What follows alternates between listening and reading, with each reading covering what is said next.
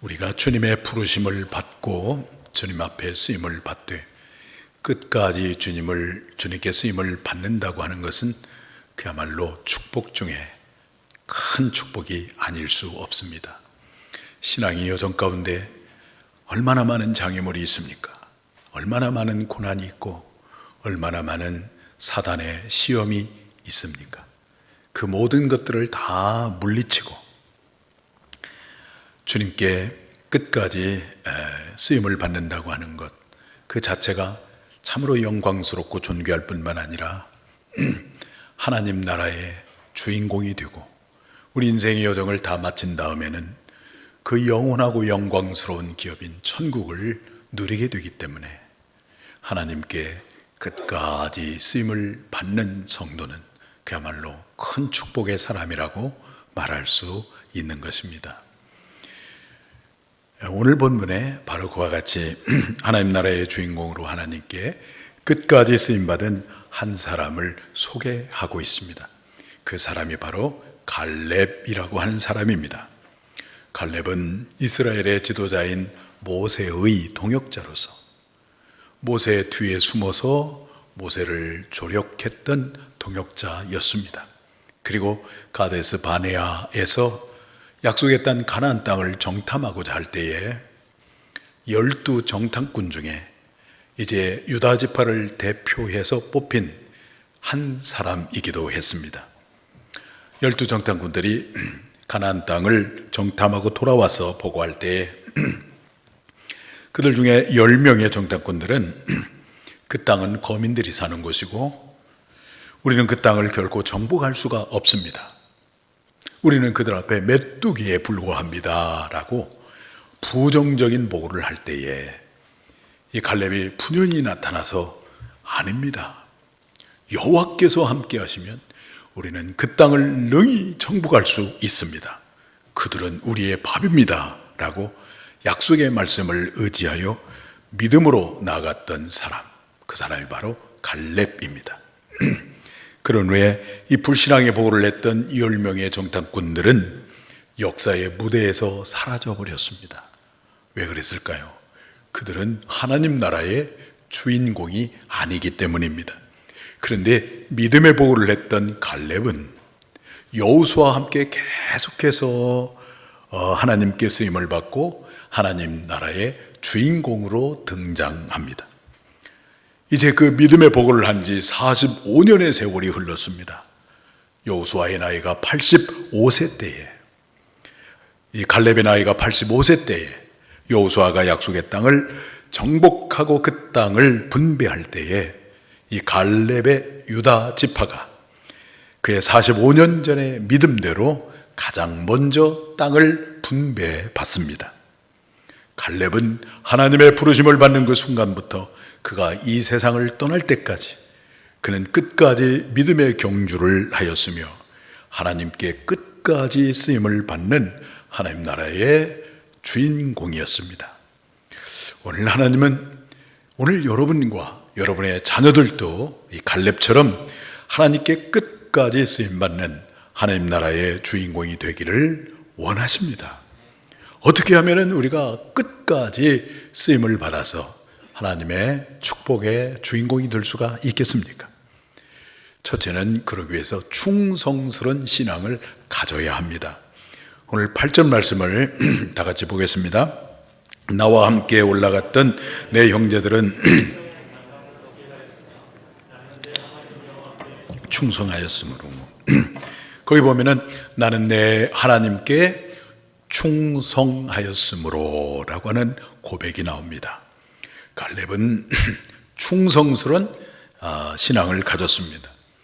충성은 나를 부르신 주인에게 내 마음과 정성을 다 바치는 것을 의미합니다. 이것을 우리 그리스도인에게 적용을 하면 내 인생의 주인이시고 나의 구원이시고 나의 생명이신 주님에게 내 목숨을 거는 것을 말하는 것입니다. 우리가 어떤 일을 아주 능수능란하게 잘하는 거, 효율성 있게 잘하는 거, 또 지혜롭게 잘하는 거 참 필요한 일이지만 그러나 이보다 더 중요한 것은 뭐냐면 바로 충성하는 거예요. 그래서 사도 바울이 고린도전서 4장 2절인가에 보면은 맡은 자에게 구할 것은 충성이라고 이렇게 말씀하지 않았습니까? 종말에 적 그리스도가 출현하면은 그 수많은 거짓 선지자들이 나타나 가지고 적 그리스도를 섬기도록 우상을 만들어서 경배하도록 하고 짐승의 표를 받지 아니하면은 경제 활동을 못 하도록 합니다.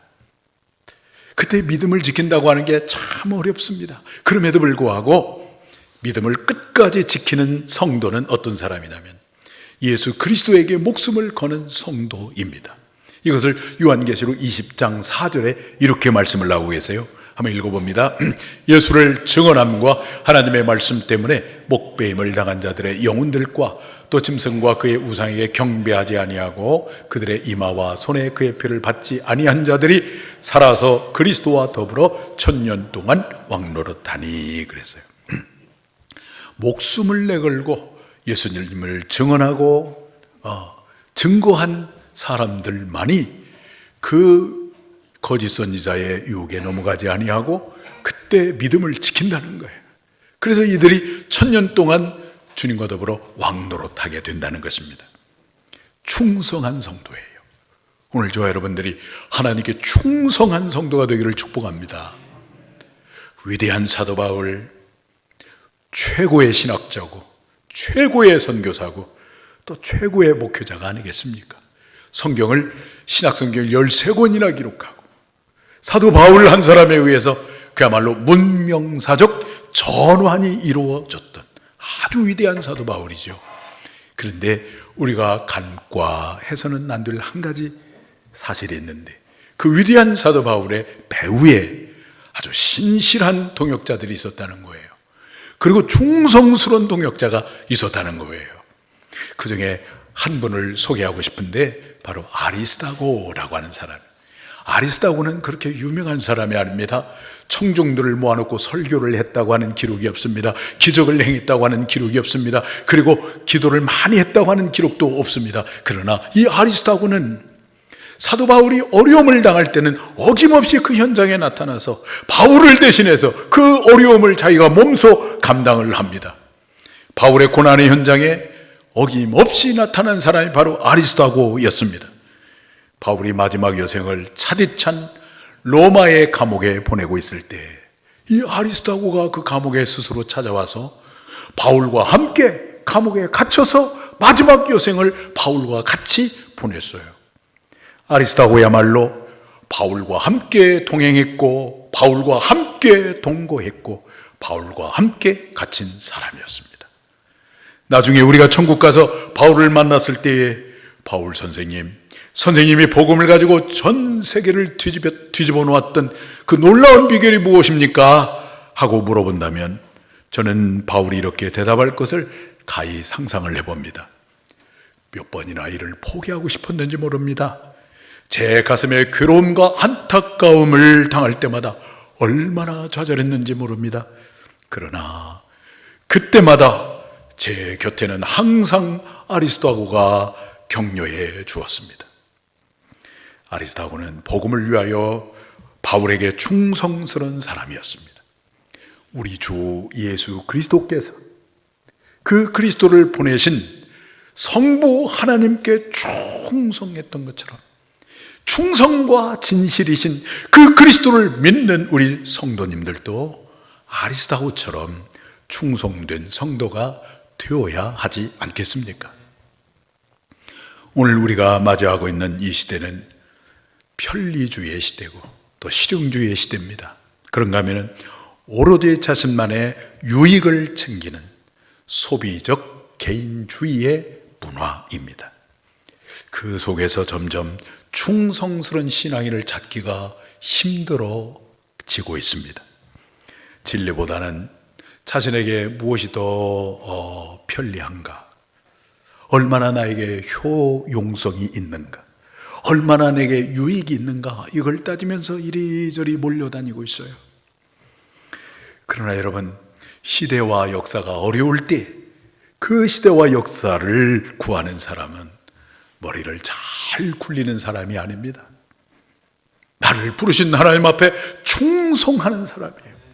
그들을 통해서 역사가 바뀌어지는 거고 시대가 바뀌어지는 것입니다. 여러분 존경하는 이순신 장군 잘 아시죠? 명량해전이 임할 때에 조선은 그야말로 절망적 상황이었습니다.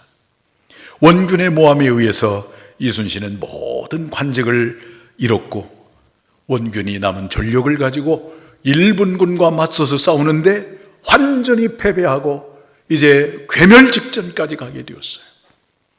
선조는 하는 수 없이 저 관직을 버리고 이렇게 추하에 묻혀있던 이순신을 다시 복직을 시켜가지고 삼도 수군 통제사라고 하는 직위를 주었어요. 그래서 이제 일본군과 맞서 싸우려고 하니까 전력이 남아있는 전력이 거의 없습니다. 그래서 선조는 이 수군을 폐지하려고 결정을 했어요. 그때 이순신은 선조에게 다음과 같은 상소문을 올립니다.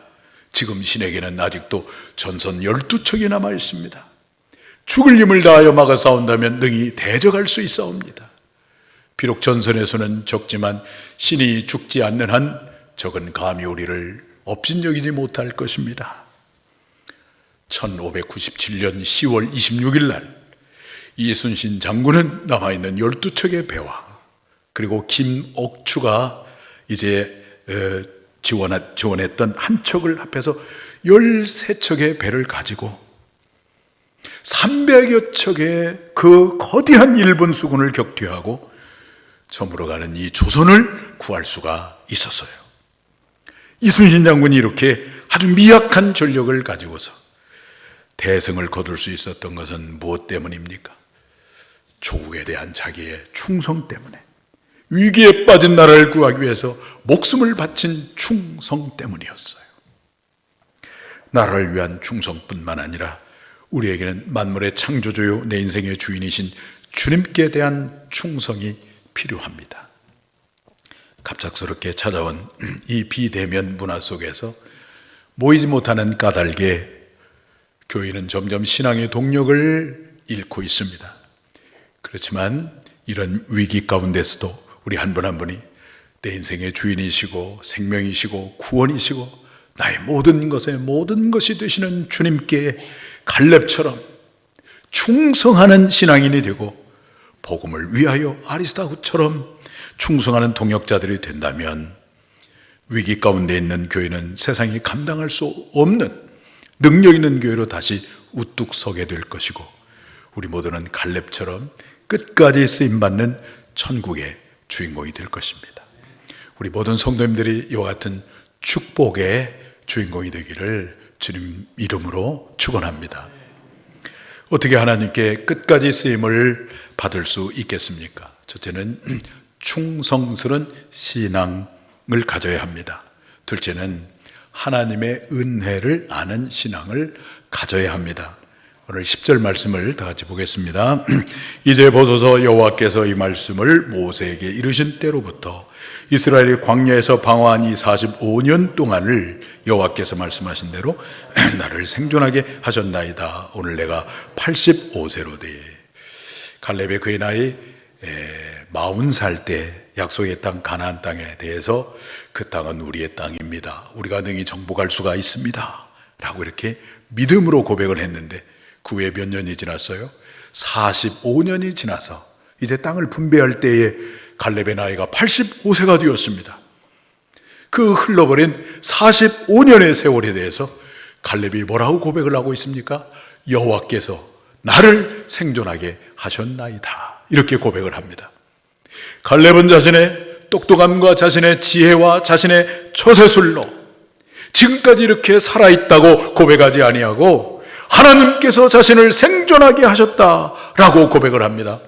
갈렙은 자신의 존재의 이유와 목적이 전적으로 하나님이었음을 고백하는 그야말로 하나님의 은혜를 아는 사람이었어요.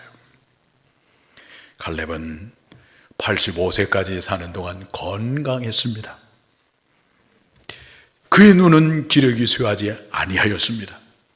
여전히 싸움에 출입을 하였고 12지파들이 다 기피하는 땅, 저 헤브론 땅, 거인들, 안악자손들이 살고 있고 거대한 성이 있는 그 헤브론 땅이 남아 있었을 때 갈렙은 여호수아에게 당당하게 말합니다. 그 산지를 내게 주소서.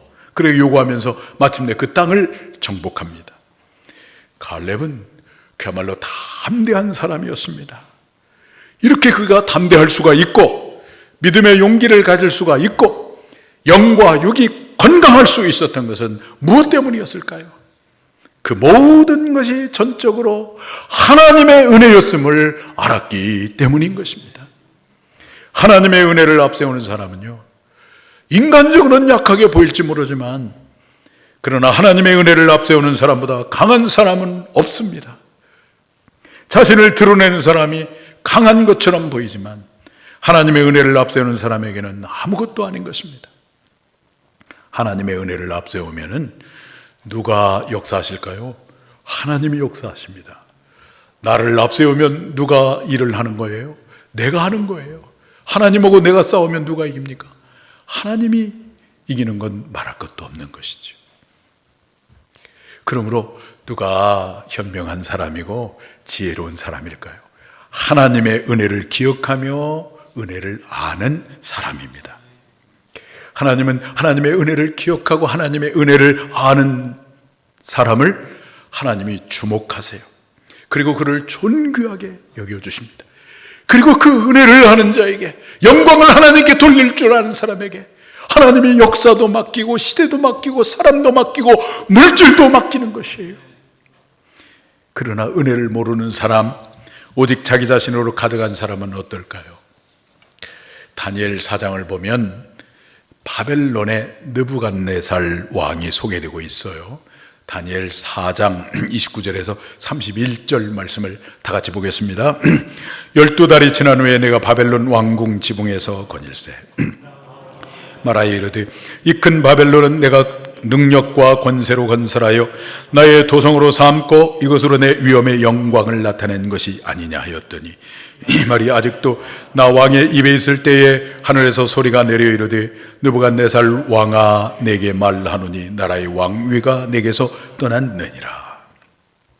느부갓네살 왕이 바벨론의 영광과 그 위엄을 자랑하며 모든 것을 자신의 능력과 권세로 건설했다라고 하는 것을 자랑을 하고 있는 내용이에요. 그래서 이 말씀에 보니까 내가 또는 나는이라고 하는 단어가 6번이나 등장을 해요. 내가 왕궁 지붕에 거닐세 나 왕이 말하여 내가 능력과 권세로 건설하여 나의 도성으로 삼고 내 위엄의 영광을 나타내고 나 왕의 입에 이렇게 자꾸만 나라고 얘기합니다. 느부갓네살 왕은 자기 자신으로 충만했어요. 그 어디에도 하나님의 은혜를 한 점도 찾아볼 수가 없어요. 그런데 그런 그가 어떻게 되었습니까? 다니엘 4장 33절을 보시면 한번 읽어봅니다.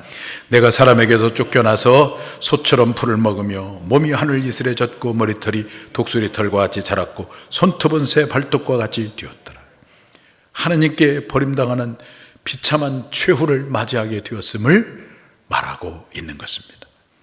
그러므로 우리는 계속해서 무엇이 흐르는 것이 중요할까요? 하나님의 은혜의 강물이 여러분들을 통해서 흘러가도록 하는 것이 참으로 중요한 것입니다. 아무리 오염된 물이라도 거기에다가 맑은 물을 계속 부으면은 어느새 이 오염된 물이 깨끗한 물로 바뀌어지거든요. 오염된 세상을 한탄하지 말고 탓하지 말고 정죄하지 말고 내 자신이 하나님의 은혜의 사람이 되어서 은혜의 강물을 계속해서 흘려보내는 거예요. 은혜의 강물을 흘려보내면 강팍한 내 남편도 하나님의 사람으로 세워지고 아내도 하나님의 사람으로 세워지고 내 자녀들도 하나님의 사람으로 세워지고 연약한 지체들도 하나님의 사람으로 세워지고 이웃들도 교회에 대한 오해가 풀어지고 그들도 언젠가는 마음의 문을 열고 주님 앞에 돌아오게 될 것입니다. 최근에 어떤 기관에서 새 종교, 3대 종교에 대해서 어떻게 생각하십니까? 라고 일반 시민들에게 물어봤더니 저 불교나 캐톨릭은 온유하다라고 대답한 게 가장 많이 나왔는데 정말 죄송하지만 우리 개신교는 어떻게 나온지 아십니까? 사기꾼과 같다 이렇게 나왔어요. 여러분 중에 사기꾼 같은 사람 아무도 없어요. 혹시 있다면 그건 여러분 책임이 아니고 잘못 가르친 목사의 책임이겠죠. 그렇게 나왔다. 그런데 그럼에도 불구하고 우리가 하나님의 은혜를 아는 자가 돼서 하나님의 은혜를 받고 그 은혜를 흘려보내면 일방적으로 섬기고 일방적으로 경청하고 그의 연약함을 담당해주고 이 은혜를 흘려보내는 거거든요. 그렇게 은혜를 흘려보내면 교회가 내가 생각한 것과 다르구만, 완상교회가 다르구만, 그러면서 교회에 대한 오해가 풀어지고 교회에 대해서 닫혀진 마음의 문이 열려지고 그들이 주님 앞에 여러분들 때문에 돌아오지 않겠습니까? 하나님의 은혜를 흘려보내는 것, 이것이 참으로 중요합니다. 이렇게 하나님의 은혜를 흐르게 하기 위해서는 우리의 의식과 언어 속에서 한 가지를 쏙 뽑아내야 할 것이 있는데 그게 무엇일까요? 내가라고 하는 단어를 뽑아내야 됩니다. 내가라고 하는 단어를 뽑아내고 대신에 주님이 하셨습니다 라고 바꾸셔야 돼요. 따라서 한번 해보실까요? 주님이 하셨습니다. 네. 그러면 하나님 이 은혜의 강물이 넘치게 될 것입니다. 지금 우리 한국교회는 코로나 재앙의 상황 속에서 진퇴의 위기를 맞이하고 있어요.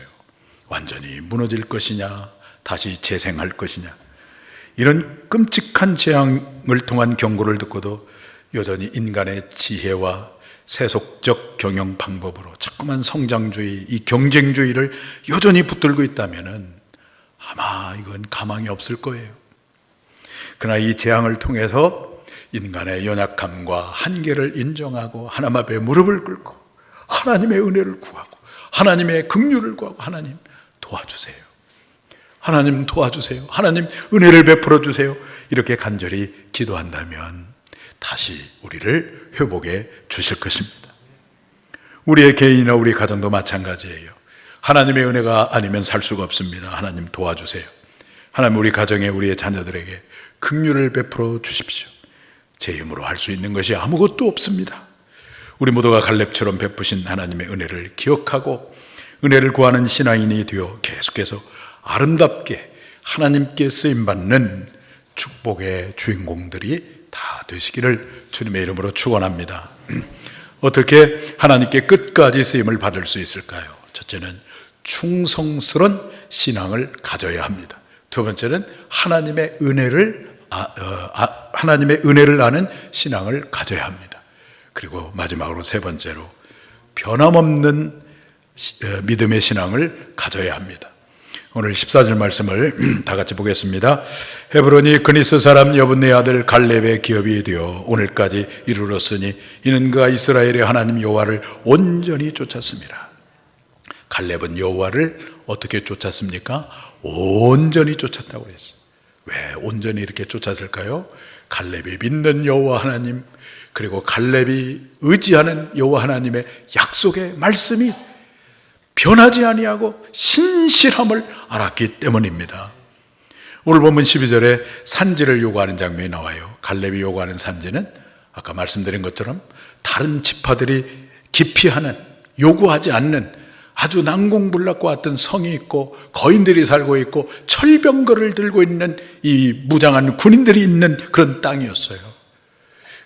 그런데 85세의 노인인 갈렙이 그 땅을 요구합니다. 그 산지를 내게 달라고 요구합니다. 그것은 갈렙의 배짱도 아니고 만용도 아니고 욕심도 아닙니다.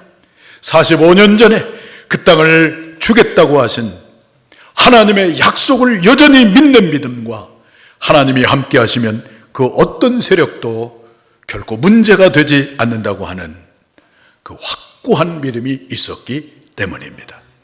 갈렙은 여호와께서 함께 하시기 때문에 그의 나이 40세 때나 45년이 지난 이 85세 때나 갈렙은 믿음이 동일했습니다.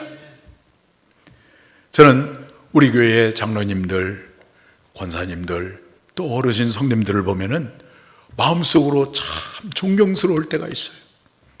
그 이유가 뭐냐면 변함없는 믿음을 여전히 가지고 계시기 때문에 그렇습니다. 왜 그런 변함없는 믿음을 가지고 있을까요? 하나님께서 부르신 그날부터 지금까지 하나님께서 여전히 함께 하심을 믿고 믿음을 절대로 포기하지 아니하시고 끝까지 주님을 의지하는 그런 믿음을 가지고 있는 것입니다. 동일한 믿음을 갖는 것, 변함없는 믿음을 가질 때 주님께 끝까지 쓰임받는 이 영광스러운 축복의 사람이 되는 것입니다. 그러므로 우리가 삶을 살아가면서 아주 중요한 것이 있습니다. 그것은 바로 시선입니다. 나의 시선을 어디에 둘 것인가? 지금 매우 고통스러운 삶의 현실에 자꾸 시선을 두면 자꾸만 더 고통스러워지고 절망스러워지고 포기하고 싶고 나도 모르게 부정적인 사람이 되고 말아요. 그러나 그 현실을 뛰어넘어서, 아니 그 현실의 배후에서 섭리하시고 역사하시는, 살아계셔서 역사하시고 나를 마침내 사랑하셔서 하나님을 사랑하는 자 곧 그 뜻대로 부르심을 입은 자들에게는 모든 것을 합력하여 무엇을 이루어 주십니까? 선을 이루어 주시는 그 하나님께 우리의 시선을 두고 변함없는 그 하나님, 변함없는 하나님의 약속의 말씀에 시선을 두고 하나님을 의지하며 나간다고 한다면 하나님의 때가 되어 반드시 하나님께서 여러분을 회복해 주시고 예비하신 하늘의 신령한 복을 베풀어 주실 것입니다. 하나님이 여러분의 그와 같은 인생을 책임져 주실 것입니다. 우리들의 가정에 문제가 있고 아픔이 있을 수 있습니다. 우리가 하고 있는 일터와 사업장에 많은 문제 어려움들이 있습니다.